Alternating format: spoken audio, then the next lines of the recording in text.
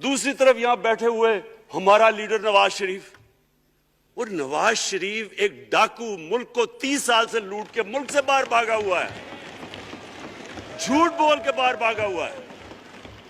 سارے ملک کے سامنے ہمیں کیبنٹ میں ہم نے 6 گھنٹے میں بتایا جی اس کو یہ بھی بیماری ہے، اس کو یہ بھی بیماری ہے، اس کو یہ بھی بیماری ہے، وہ شاید وہ جہاز پہ بھی نہ چڑھ سکے، وہ شاید مر جائے گا۔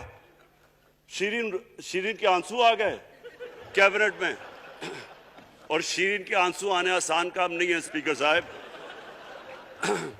تو ہم نے اس کو وہاں جیسے وہ جہاز پہ چڑھا، جیسے وہاں گیا، وہ ایک دم ہی تبدیل، اور آج وہاں جا کے تقریریں کر رہا ہے، وہاں بیٹھ کے اسکیمیں کر رہا ہے، وہاں بیٹھ کے پلاننگ کر کے جی اسے اتنا پیسہ دو، ادھر پیسہ کھلاؤ۔ ساری ان کی ایک کوشش ہے، جب سے ہم 2.5 سال سے حکومت آئی ہے، یہ سارے بڑے بڑے ڈاکو اکٹھے ہو کے یہ سمجھ رہے ہیں کہ عمران خان کو کرسی کا اتنا شوق ہے کہ اس کے اوپر اتنا پریشر ڈالو کہ یہ جی ہمیں جس طرح جنرل مشرف نے NRO دیا تھا یہ بھی دے دے گا۔ جنرل مشرف، فوج اس کے نیچے، عدلیہ اس کے کنٹرول میں، ساری کیونکہ میں ادھر ممبر پارلیمنٹ تھا اپوزیشن نہ ہونے کے برابر، جو اپوزیشن کے اندر جو مین آدمی تھا فضل الرحمان، وہ اس کے ساتھ ملا ہوا تھا، وہ 2 نمبر ہمیشہ سے تھا، رائٹ جا رہا ہے اس سینٹ الیکشن میں۔ اور مجھے حیرت ہوئی کہ الیکشن کمیشن کہتا ہے کہ جی یہ تو پتہ نہیں کوئی ہم آزاد انسٹیٹیوشن ہے یا میں ان کی کوئی آزادی کے اوپر لے رہا تھا، یا جی بڑا زبردست الیکشن، اچھا کہتے جی بڑا اچھا الیکشن کروایا۔ یہ مجھے اور اس سے تو مجھے اور صدمہ ہوا ہے کہ اگر یہ الیکشن اچھا آپ نے کروایا ہے تو پتہ نہیں برا الیکشن کیا ہوتا ہے۔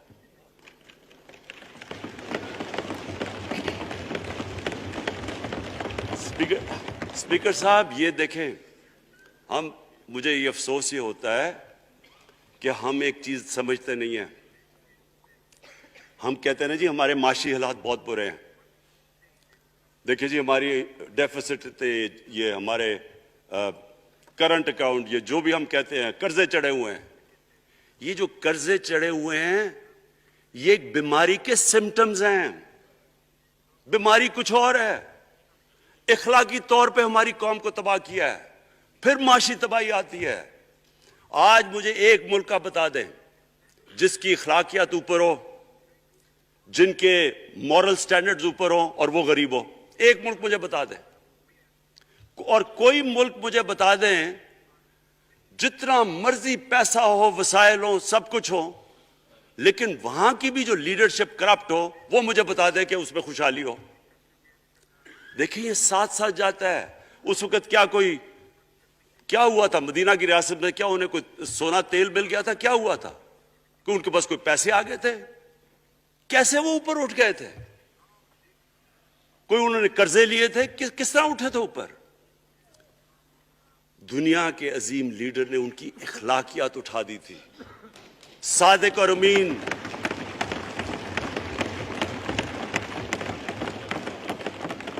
ایک قوم انہوں نے ہمیں بتایا، ہمیں قرآن میں اللہ حکم کرتا ہے کہ ان کی سنت پہ چلو۔ اللہ جب ہمیں کہتا ہے ان کی سنت پہ چلو، کیا ہم اللہ کو کوئی فائدہ پہنچا سکتے ہیں؟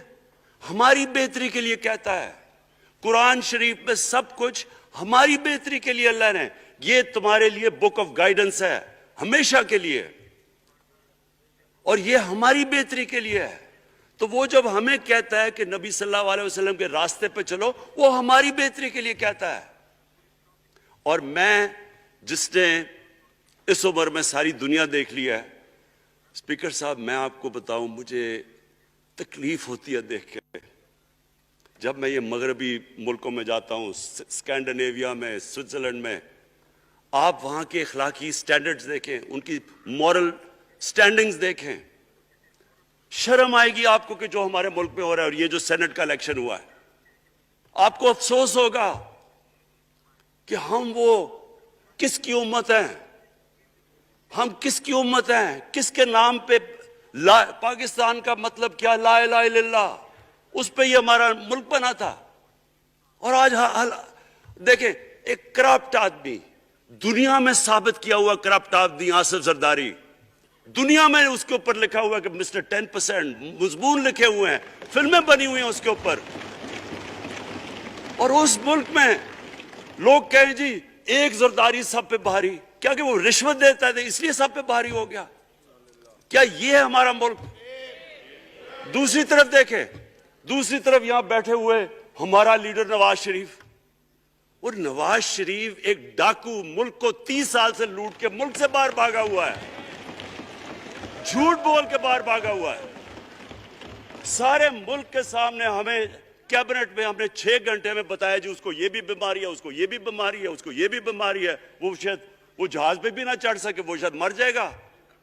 شیرین کے آنسو آ گئے کیبنٹ میں. اور شیرین کے آنسو آنے آسان کام نہیں ہے اسپیکر صاحب.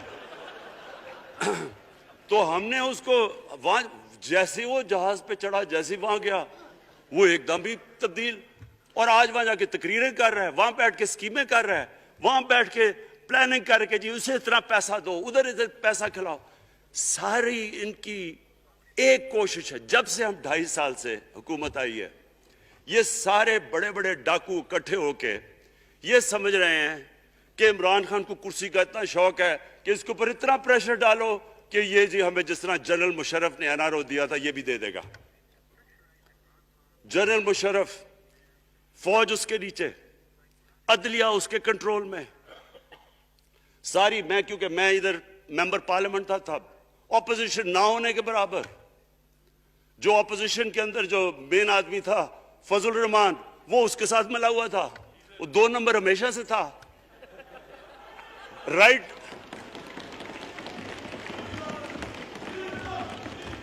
اور وہ آدمی جس کے پیچھے امریکہ ان کی جنگ لڑ رہا تھا، سب کچھ وہ ان کے پریشر میں آ کے ان دونوں کو NRO دیا. اور اتنا بڑا اس ملک کے اوپر اس نے جرم کیا ہے. ان دونوں نے آ کے NRO لے کے دونوں ہاتھوں سے ملک لوٹا. اس کے بعد دونوں نے اس ملک کے اوپر 4 گنا زیادہ قرضہ چڑھایا. اسپیکر صاحب 6,000 ارب سے ہمارا قرضہ جو ٹوٹل لائبلٹیز 30,000 ارب پہ پہنچا دی. آج ہمارے اوپر کیا مسئلہ ہے؟ ہمیں یہ قرضوں کی قسطیں دیتے ہوئے بیچارے لوگوں کے اوپر بوجھ ڈالنا پڑتا ہے. یہ جو مہنگائی ہے اس کے بعد میں بعد میں بات کرتا ہوں، لیکن میں پہلے یہ بات کمپلیٹ کر لوں کہ دیکھیں اسپیکر صاحب، میں یہ 2.5 سال سے تماشے دیکھ رہا ہوں. یہاں پہلے دن پرائم منسٹر بن کے پرائم منسٹر تقریر کرنے جا رہا ہے، کھڑے ہو کے تقریر نہیں کرنے دی. کیوں تقریر نہیں کرنے دی؟ کیونکہ ان کو پہلے دن سے ڈر تھا کہ یہ ہمارے جو کرپشن کے کیسز یہ معاف نہیں کرے گا. کرپشن کے کیسز ہم نے نہیں بنائے تھے اسپیکر صاحب، یہ سارے ان کے دور کے کیسز بنے ہوئے ان کے اوپر. آپس میں تو ان کا مکا تھا. اپنا نیب کا چیئرمین آپس میں مل کے کیسز ان کے بند کر رہا ہے. عدلیہ اس وقت کی عدلیہ وہ ان کے ہاتھ میں تھی. ان کو تو مسئلہ ہی کوئی نہیں تھا. وہاں $60 ملین آصف زرداری کا سوئٹزرلینڈ میں پڑا ہوا ہے. وہ جج کہہ رہا ہے کہ واپس لے کے آؤ. وہ یوسف رضا گیلانی جو یہاں سے سینیٹر بنا ہے، وہ پاکستان کا $60 ملین پڑا ہوا ہے سوئٹزرلینڈ میں. وہ جج کہہ رہا ہے کہ واپس لے کے آؤ. وہ کہتے نہیں جی میں نہیں خط لکھتا. بھئی آپ کے باپ کا پیسہ تھا، پاکستانی قوم کا پیسہ تھا. اس کے اوپر وہ ڈسکوالیفائی ہو جاتا ہے. وہ ایسے پھر رہا ہے جس طرح نیلسن منڈیلا کہیں ڈسکوالیفائی ہو گیا. اسپیکر صاحب میں یہ چیزیں آپ کو اس لیے بتا رہا ہوں، میں تو ان کو 30 سال سے جانتا ہوں. دیکھیں جب تک ہم اس ملک میں اپنی اخلاقیات ٹھیک نہیں کریں گے، مورل سٹینڈرڈز ٹھیک نہیں کریں گے، جب اس طرح کے الیکشن ہوں گے کہ کھل کے پیسہ چل رہا ہے اور ہم کہیں گے نہیں جی وہ پٹواری کیوں پیسے لیتا ہے، تو وہ تھانے دار کیوں پیسے لیتا ہے، وہ سرکاری نوکر، وہ تو بیچارہ جو نچلا طبقہ ہے وہ تو واقعی جس طرح شیخ رشید نے کہا ہے مہنگائی جو بڑی ہے بیچارے لوگوں کی تنخواہ میں گزارا نہیں ہو رہا. ان کو ہم کہہ رہے ہیں کہ آپ بالکل ایماندار بنیں. اور یہ جن کا اتنا ان کے پاس پیسہ ہے اسپیکر صاحب، میں آپ کو یقین سے کہتا ہوں ان کو خود نہیں پتا کہ ان کا کتنا پیسہ باہر پڑا ہے. اتنے 30 سال سے چوری کر رہے ہیں یہ پیسہ، اور 30 سال سے پیسہ چوری کر کے اب ان کی کوشش یہ ہے کہ عمران خان کے اوپر پریشر ڈالو سارے چور مل کے کہ جی کبھی ہم گورنمنٹ گرا دیں گے، کبھی ہم وہ نکلاتے ہیں وہ۔ آپ سوچیں فیٹف کے اوپر، اب فیٹف ہماری وجہ سے تو نہیں فیٹف پہ ہم گرے لسٹ میں آئے، یہ تو نون لیگ کے دور میں گرے لسٹ میں آئے ہیں۔ اب اگر فیٹف کی بلیک لسٹ میں پاکستان جاتا ہے تو یہاں سب کو پتا ہے کہ سینکشنز لگ جائیں گی، تو آگے مشکل سے ہم نے اکانومی کو سٹیبلائز کیا، مشکل سے۔ اگر بلیک لسٹ میں جاتا ہے تو اکانومی سیدھی نیچے۔ آج جو لوگوں کو مشکل پڑی ہوئی ہے، اور مشکل پڑی ہوئی ہے ہمارے لوگوں کو مہنگائی کی، اس کی وجہ یہ ہے کہ ہمارا روپیہ جو تھا تقریباً 107 روپے کا، آج 160 روپے کا۔ تو جب روپیہ گرتا ہے تو ساری چیزیں باہر سے مہنگی ہو جاتی ہیں، پٹرول، ڈیزل، بجلی۔ اب بجلی کی آدھی بجلی ان سے باقی ڈالر کانٹریکٹس کے اوپر بجلی کے کانٹریکٹ سائن کیے ہوئے ہیں، وہ سب کچھ باہر سے، دالیں مہنگی، جو چیز باہر سے امپورٹ کرتے ہیں، گھی مہنگا، ساری چیزیں مہنگی ہو جاتی ہیں۔ تو یہ سوچ لیں کہ اگر ہمارے اوپر سینکشنز لگ جائیں، اگر ہمارے اوپر فیٹف کی سینکشنز لگ جاتی تو یہ تو آپ تو سوچ ہی نہیں سکتے کہ یہ ملک میں کیا حال ہونا تھا۔ تو ہم اپنے ملک کے لیے فیٹف کی ریکوائرمنٹ پہ لیجسلیشن کروا رہے ہیں، اور انہوں نے جناب اتنا بڑا وہ ذرا پکڑا، اتنا بڑا وہ لا دیا جی، اتنا بڑا جی، یہ 34 شکیں چینج کر دیں نیب میں۔ اب نیب کا فیٹف سے کیا تعلق ہے؟ انہوں نے سمجھا کہ اب عمران خان قابو آ گیا، اب تو یہ ڈر کے فیٹف کی بلیک لسٹ سے، اب تو جناب ہمیں یہ 34 شکیں سائن کر کے تو نیب کو ختم کر دے گا۔ مطلب یہ کہ صرف ان کی چوری کے کیسز ختم ہو جائے، بس 1 پوائنٹ ایجنڈا ان کا۔